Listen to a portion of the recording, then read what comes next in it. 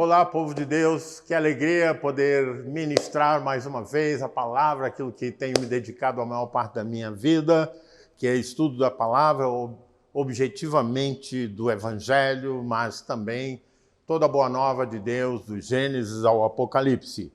E quero compartilhar com vocês, começando no capítulo 13 de Mateus, duas parábolas bem sucintas, a parábola do tesouro escondido e a parábola da pérola.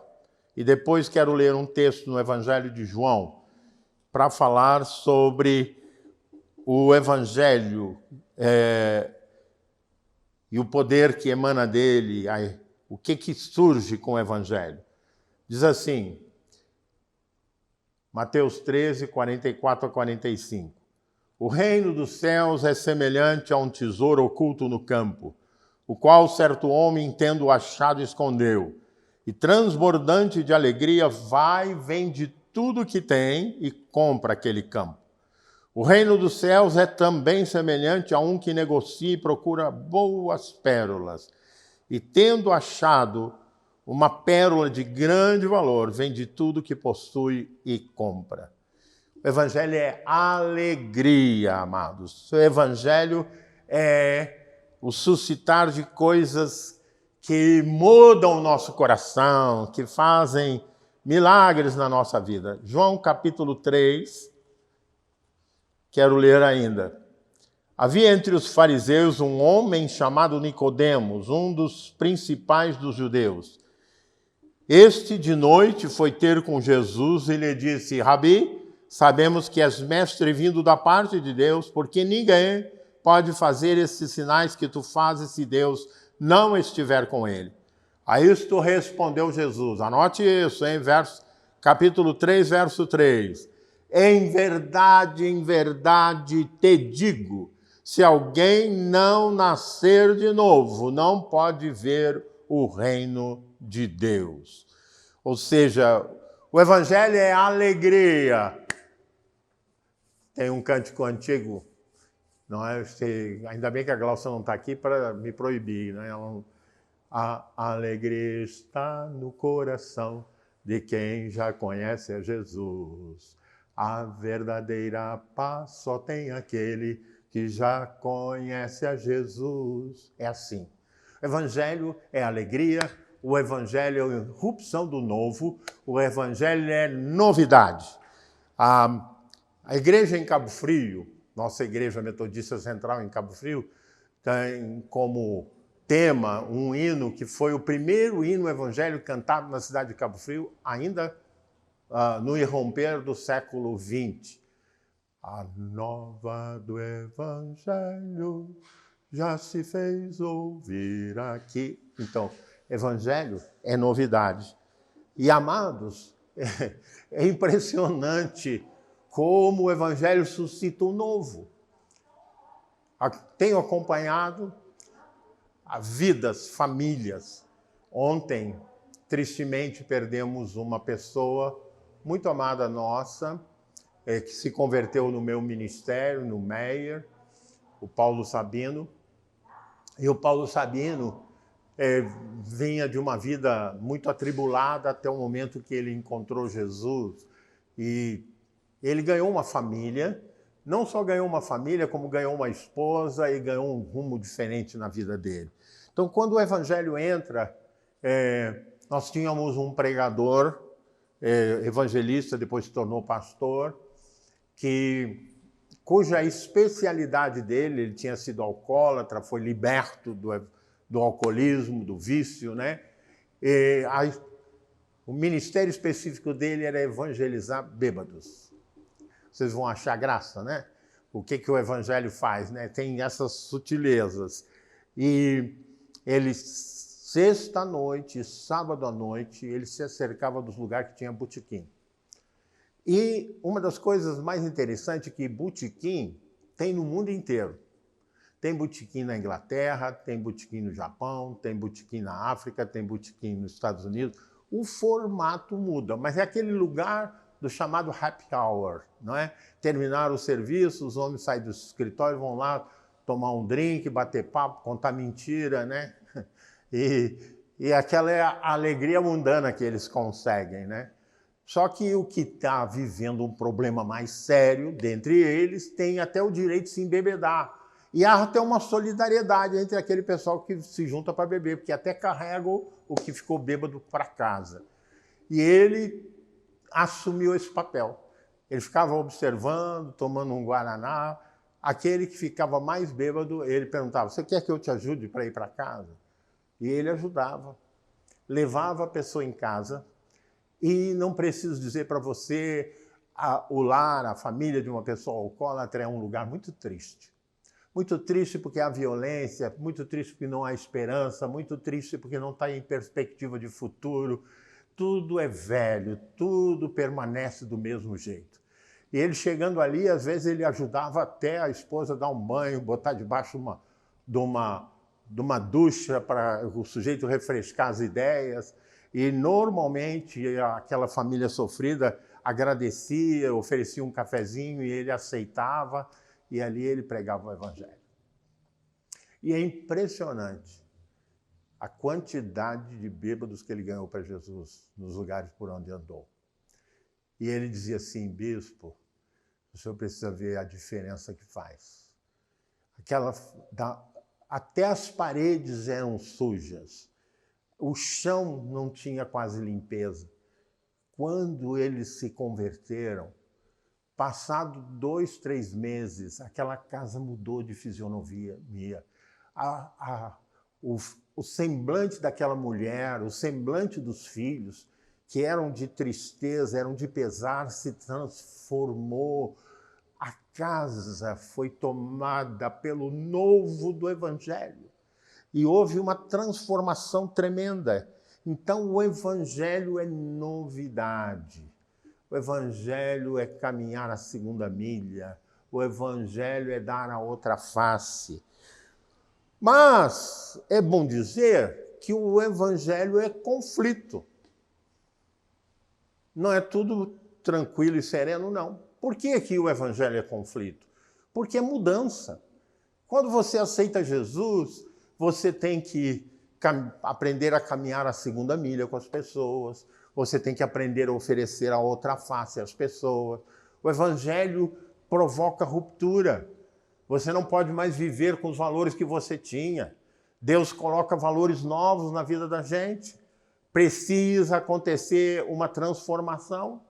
E essa transformação gera conflitos, porque as pessoas não conseguem entender cadê o velho Paulo, cadê o velho João, cadê o velho Luiz?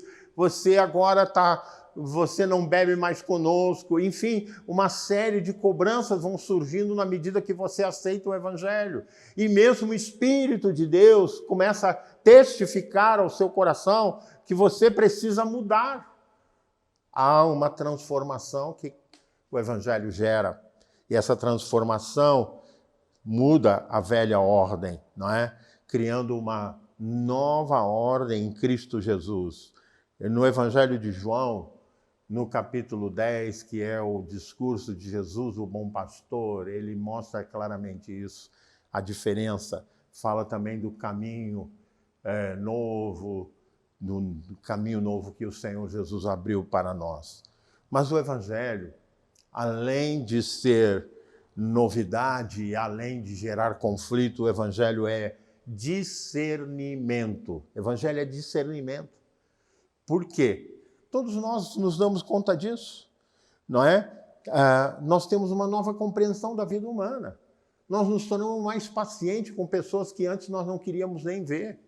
Aquela pessoa que você cruzava a calçada para não cruzar com ela, você agora sente amor por ela, você tem desejo de estar perto dela para compartilhar o que Deus fez com a sua vida. O Evangelho é discernimento, porque nos dá a capacidade de discernir o que é bom do que é ruim. Essa parábola que nós lemos muda o estilo de vida, muda a maneira de pensar, muda uma nova ordem de coisas que gera alegria na vida da pessoa. Mas o Evangelho, além de discernimento, de perceber aquilo que é certo do que está errado, aquilo que é aprovado pela palavra de Deus, ele cria em nós um interesse pela palavra. E ao criar um interesse pela palavra, ele começa a reformatar. Eu não sou bom de computação não, mas sei que reformatar é refazer as coisas sob uma nova perspectiva, com uma nova tecnologia, por melhorar a qualidade, não é? Então o Evangelho vai reformatar todos os valores da sua cabeça. Não é? Ele vai dar uma nova visão das coisas, uma nova percepção, vai ampliar a sua visão. Então o Evangelho é discernimento. Mas o Evangelho, além de ser novidade, não é? Transforma o velho em novo, gera coisas novas, além de ser um conflito, porque determina decisões, você tem que ter mudanças na sua vida, mas o Evangelho também te dá uma visão de mundo, uma visão dos valores diferente, por isso ele é discernimento, mas o Evangelho é também uma nova prática. Você muda a maneira de fazer as coisas. Você começa a viver de modo diferente. Aquilo que antes te dava prazer, agora não te dá mais prazer. O seu prazer está no Senhor, na sua lei, na sua palavra, no seu louvor. Ou seja, há uma infinidade de coisas novas, não é? Eu lembro que pastor vive momentos trágicos, né? Eu era pastor no Meier e tinha um jovem muito rebelde, a família toda preocupada com ele, e me faziam apelos para orar, e até que finalmente, com a ajuda de alguns dos jovens, eu consegui levá-lo para um retiro de carnaval. E lá ele teve uma experiência impactante com Jesus. E nessa experiência impactante com Jesus, ele aceitou o Evangelho, né? Ele teve uma revolução interna, e aquele jovem voltando para a igreja, voltando do retiro, ele passa a estar terça-feira no Vigia e Ora, quinta-feira reunião de estudo bíblico, sábado culto jovem, domingo pela manhã, escola dominical, no culto da manhã, no culto à noite. Passado uns 2, 3 meses, aquele jovem cada vez mais firme, abraçado com o Senhor Jesus. A mãe chega para mim e diz assim, meu marido não é crente, ele está preocupado, está achando que meu filho está ficando fanático. E aí eu cometi um pecado. Eu disse para ela assim, isso passa. Depois que eu me dei conta da besteira que eu havia falado. Eu devia dizer para ela, não, ele vai piorar, ele vai se tornar mais crente ainda. Mas eu, na hora, queria acalmar o coração, a tensão que se criara no lar deles, agora no sentido inverso do que era antes. Eu disse, isso passa. Mas, na verdade, não passou. Aquele moço, cada vez mais, se concentrou no Senhor Jesus. Por isso, o Evangelho gera uma nova prática, mudanças de comportamento, mudanças de valores. O marido passa a se relacionar diferentemente com a esposa, porque quando o Evangelho entra amor, entra discernimento, coisas novas começam a acontecer com a família. Mas o Evangelho também traz para nós uma perspectiva diferente, não é? O Evangelho é a vitória da vida sobre a morte.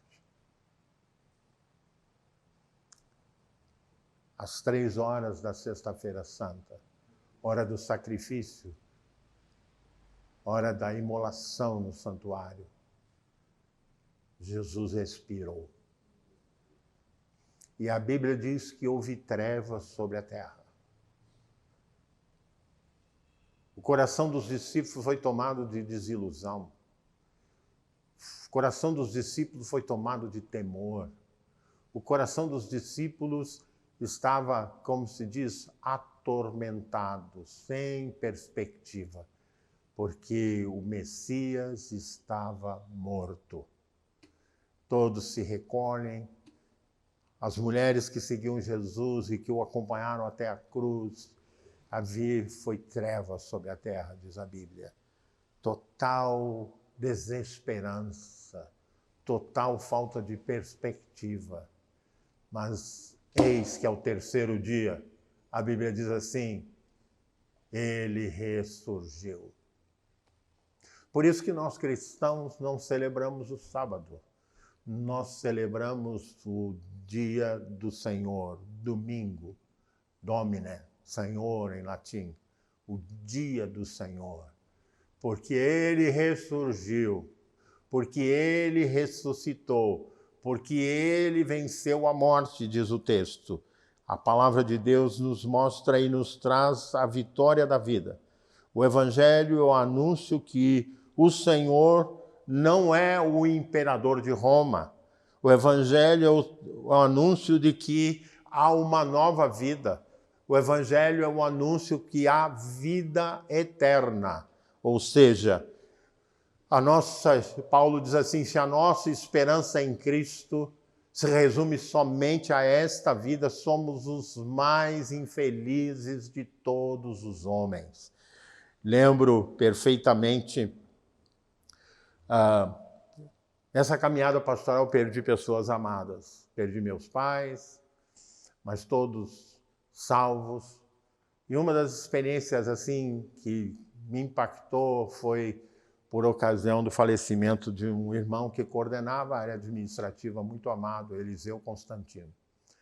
E eu vim acompanhando a enfermidade dele, um câncer no esôfago. Eu lembro que sua esposa me ligou certa feita pedindo para ir lá, porque ele sentia muitas dores. Eu fui mais de uma vez ungir com óleo, buscando a cura. Indo orar, Deus tirou a dor, ele não sentia mais dor. Mas antes de Deus levá-lo, praticamente na véspera ou no mesmo dia, a esposa estava lá e ela disse o seguinte, que ele falou, Zélia, eu estou vendo os anjos em volta de mim e estou vendo Jesus. Jesus está me buscando. Havia não só uma fé, mas passou a haver uma certeza. A certeza da vida eterna. Que só quem ama Jesus, quem busca Jesus, quem se converte a Jesus, pode experimentar. Por isso, o Evangelho é a vitória da vida eterna sobre a morte. Jesus disse, e nós lemos aqui, a isto respondeu Jesus, em verdade te digo, que se alguém não nascer de novo, não pode ver o reino dos céus. O Evangelho traz esperança no lugar de desesperança, o Evangelho traz graça, traz perdão, traz reconciliação com Deus. Que Deus te abençoe e que este Evangelho que é novidade, discernimento, vitória da vida sobre a morte, seja a causa, a razão da sua vida. Em nome de Jesus. Amém.